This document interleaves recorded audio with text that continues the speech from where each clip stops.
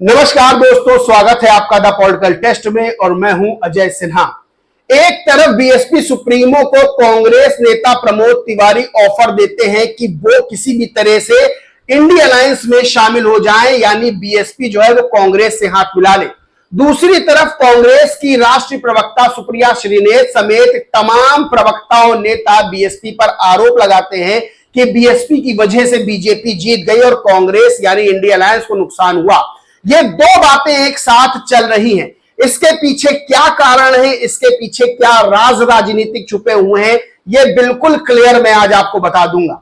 दरअसल कांग्रेस और समाजवादी पार्टी या यूं कहें उत्तर प्रदेश में इंडिया अलायंस को बड़ा डर सता रहा है कि जो वोट बैंक, जो अस्थायी जीत, कोट करिएगा इस बात को, जो अस्थायी जीत इंडिया अलायंस के हिस्से गई है वो जीत अब ज्यादा दिन तक टिकने वाली नहीं है। यानी जो वोट बैंक बड़ा जो है बीएसपी से टूटकर इंडिया अलायंस को मिला है, वो बड़ा वोट बैंक वापस बीएसपी की ओर जा रहा है। ये बातें तय होती जा रही हैं। और जो महिलाओं का वोट इंडिया अलायंस को मिला है, वो महिलाओं का वोट भी जो है वापस बीएसपी की ओर जा रहा है और उन महिलाओं में मुस्लिम महिलाएं भी शामिल हैं। क्यों ऐसा हो रहा है ये बहुत क्लियर मैं आपको बता दूंगा। देखिए, बीएसपी उपचुनाव लड़ने जा रही है। उत्तर प्रदेश में होने वाला जो उपचुनाव है विधानसभा का, वो बीएसपी लड़ने जा रही है। बीएसपी सुप्रीमो को यह बात बहुत हद तक क्लियर हो गई है कि जो वोट बैंक ने सेंधमारी संविधान के नाम पर इंडिया अलायंस ने की थी, अब वो राज खुल गया है। यानी अब लोगों को पता चल गया है कि संविधान का कोई मुद्दा नहीं था। उस समय चुनाव में संविधान का मुद्दा हो, चाहे महिलाओं को 8500 रुपए देने की बात हो, ये ऐसे मुद्दे थे जिन्होंने बीएसपी को बड़ी चोट पहुंचाई। ना सिर्फ बीएसपी को बल्कि बीजेपी को भी बड़ा झटका दिया और इंडिया अलायंस बड़ी जीत लेकर सामने आया। लेकिन जब चुनाव खत्म हुए, रिजल्ट सामने आया, स्थितियां क्लियर हुई, तो ये बात लोगों को, खास तौर से बहुजनों को पता चल गई कि संविधान का कोई मुद्दा ही नहीं था, बल्कि एक राजनीतिक मुद्दा कथित तौर पर समाजवादी पार्टी और कांग्रेस ने उठाया था, जिसका सीधा लाभ जो है उसको मिला। यानी बड़ा वोट बैंक, खास तौर से बीएसपी का वोट बैंक जो बीएसपी के साथ जो है हमेशा से रहा है, वो टूटा, उसमें सेंधमारी की गई, वो शिफ्ट हो गया कांग्रेस और समाजवादी पार्टी की ओर। लेकिन चुनाव के बाद, चुनाव होते ही बहुजनों को और खास तौर से जो है बीएसपी के वोटर्स को यह बात पता चल गई कि अब संविधान का कोई मुद्दा था नहीं, तो कांग्रेस और समाजवादी के पार्टी के साथ जो उन्होंने साथ दिया, उनको वोट दिया, वो खाली एक छिछले बादल की तरह था और वो जो है वापस बीएसपी की ओर शिफ्ट होने जा रहा है। वहीं महिलाएं, जो देश की आधी आबादी है, उन्होंने भी जो है बड़ी संख्या में इंडिया अलायंस को वोट दिया। 8500 रुपए के नाम पर भी वोट दिया गया और जब कांग्रेस जीती, जब कांग्रेस की अच्छी सीटें आई, उसके बाद जब कांग्रेस कार्यालय वो महिलाएं गई तो उनको निराशा हाथ लगी, क्योंकि सरकार तो एनडीए की बन गई। अब वो महिलाएं भी नाराज है कांग्रेस से और समाजवादी पार्टी से। जो राजनीतिक दलों के अपने अपने जो है कह सकते हैं कि खुफिया तंत्र होता है, यानी वो पता लगाता है निचले स्तर की बातें कि क्या चीजें जमीन पर, क्या चीजें नीचे स्तर पर चल रही हैं। तो ये जानकारी कांग्रेस और समाजवादी पार्टी को भी मिल रही है कि बड़ा झटका उसको इस उपचुनाव में लगने वाला है और 2027 के विधानसभा चुनाव में उसकी राह बहुत मुश्किल होने वाली है। इसलिए अब एक हथकंडा कथित तौर पर अपनाया गया है कि किस तरह से बीएसपी को या तो अपने साथ लाया जाए या फिर उसको और जो है बदनाम किया जाए। यही चीजें रखकर कांग्रेस की तरफ से एक तो ऑफर दिया जाता है, एक तरफ प्रमोद तिवारी ऑफर देते हैं कि किसी भी तरह से बीएसपी जो है, BSP supreme Mayawati India alliance के साथ आ जाए, नहीं तो दूसरी ओर जो है वो बदनाम करने की, यानी बीजेपी की बी टीम होने का कथित तौर पर जो है आरोप लगाया जा रहा है। सुप्रिया श्रीनेत और अन्य लोग जो है इस तरह की बयानबाजी कर रहे हैं। सबसे बड़ी बात यह है कि यह बात क्लियर हो गई है कि समाजवादी पार्टी और कांग्रेस यानी इंडिया अलायंस का वोट बैंक बड़ी संख्या में टूट रहा है और वापस बीएसपी की ओर जा रहा है। यानी 90 लाख से 1 करोड़ वोट जो है वो शिफ्ट होने का अनुमान लगाया जा रहा है।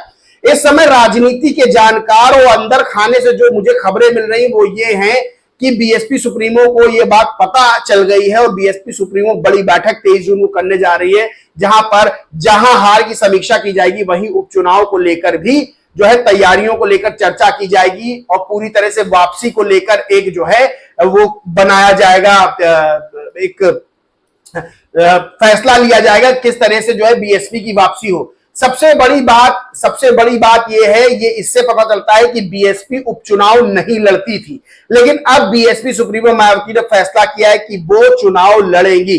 जो इंडिया अलायंस है वो क्यों इस लगातार आरोप लगा रहा है, क्यों ऑफर दे रहा है? दरअसल इंडिया अलायंस चाहता है कि बीएसपी सुप्रीमो के पास वोट शिफ्ट होना ये 100% तय माना जा रहा है। तो जो वोट शिफ्ट भी हो तो बीएसपी अगर इंडिया अलायंस के साथ आ जाती है तो वो शिफ्ट हुआ वोट जो बीएसपी को गया है बीएसपी के साथ वापस इंडिया अलायंस में आ जाएगा, तो बीजेपी को किसी भी तरह से रोका या हराया जा सकता है। लेकिन अगर बीएसपी इंडिया अलायंस में नहीं आती हो, बीएसपी के बाद वोट जाना तय है, तो एक फिर से ये जिस तरह से लोकसभा चुनाव में जिस तरह से अफवाह उड़ाई गई, एक राजनीतिक षड्यंत्र रचा गया और बीएसपी को कमजोर करने के लिए उसे बीजेपी की बी टीम बताया गया।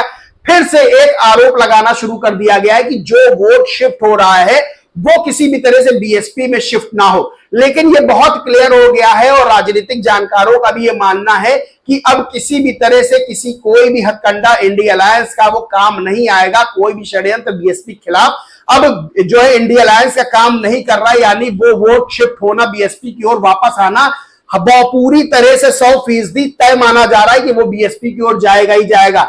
वहीं बड़ी संख्या में जो महिलाएं जो इंडिया अलायंस से नाराज हुई है 8500 रुपए वाले मामले पर, और जिस तरह से जो है इंडिया अलायंस ने खूब लोक लुभावन वादे करके जो है महिलाओं का वोट लिया था, अब वो महिलाओं का वोट भी जो है बीएसपी की ओर या फिर बीजेपी की ओर शिफ्ट होने जा रहा है। यानी इंडिया अलायंस के लिए बड़ा सेटबैक होने वाला है और इसलिए मैं लगातार ये बात कह रहा हूं कि ये जीत भले ही बड़ी मात्रा में जो है उनको सीटें इंडिया अलायंस को उत्तर प्रदेश में मिली हो, लेकिन ये अस्थायी जीत है, क्योंकि सांसद भले ही बन गए हो लेकिन अब विधायक जो है बनाने में इंडिया अलायंस को छीके आने वाली है।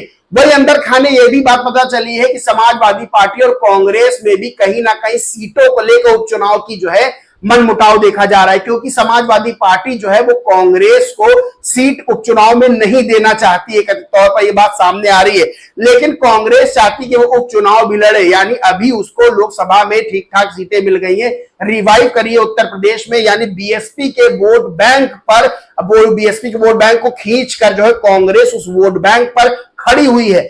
अब वो वोट बैंक जहां शिफ्ट हो रहा है बीएसपी की ओर, तो कांग्रेस लड़खड़ाएगी। तो कांग्रेस चाहती कि वो उपचुनाव भी जो है वो उपचुनाव में भी पार्टिसिपेट करे, इसलिए समाजवादी पार्टी से वो सीटें मांग रही है। अब देखना यह होगा कि आगे चल के समाजवादी पार्टी और कांग्रेस की खटर पटर सामने आती है, और अगर कांग्रेस को झटका समाजवादी पार्टी की ओर से लगता है तो वो भी एक ऑप्शन लेके बीएसपी का चल रही है कि बीएसपी को साथ जो है किसी भी तरह से लाया जाए।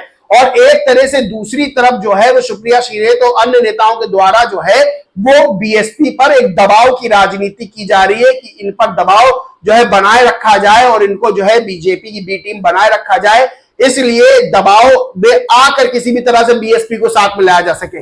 यानी बीएसपी खिलाफ बीएसपी हार गई, बीएसपी की सीटें नहीं आई, उसके बाद भी बीएसपी जो है अभी भी बड़ा सरदर्द समाजवादी पार्टी और कांग्रेस के लिए बनी हुई है। सबकी निगाहें उत्तर प्रदेश में बीएसपी पे हैं, यानी बीएसपी सुप्रीमो मायावती क्या करती हैं, सबकी निगाहें इस पर टिकी हुई है। लेकिन यह बात पूरी हद तक तय हो गई है, यह बात तय मानी जा रही है, चाहे वो अंदर खाने खबरें हो, चाहे वो राजनीति के जानकारों की बात हो, यह बात तय मानी जा रही है। कांग्रेस और समाजवादी पार्टी को बड़ा झटका लगने वाला है। बीएसपी को सबसे ज्यादा फायदा जो है 2027 के विधानसभा चुनाव में उत्तर प्रदेश में होने वाला है, क्योंकि बीएसपी का जो बड़ी ताकत, बड़ा वोट बैंक था, जो किसी बात पर संविधान के मुद्दे पर जो कि मुद्दा नहीं था उस पर टूट के चला गया था, अब वो जो है वापस आ रहा है। उसको समझ में आ गया है कि जो है संविधान के मुद्दे पर सिर्फ बरगलाया गया था और वो वोट बैंक जो है खींचा गया था, अब वो वोट बैंक वापस आ रहा है। यानी बीएसपी सुप्रीमो मायावती तूफान की तरह वापस आ रही है, और ये बात जो है इंडिया अलायंस के राजनीतिक दलों के पेट में मरोड़न जो है वो उठा रही। बाकी दोस्तों इस पूरे मामले पर आप क्या मानते, क्या कहते हैं, कमेंट करके जरूर बताएं। वीडियो अच्छा लगा हो तो लाइक करें, कुछ शेयर करें, और चैनल को सब्सक्राइब नहीं किया तो सब्सक्राइब करके बेल आइकन जरूर दबा लें। जय हिंद, जय भारत।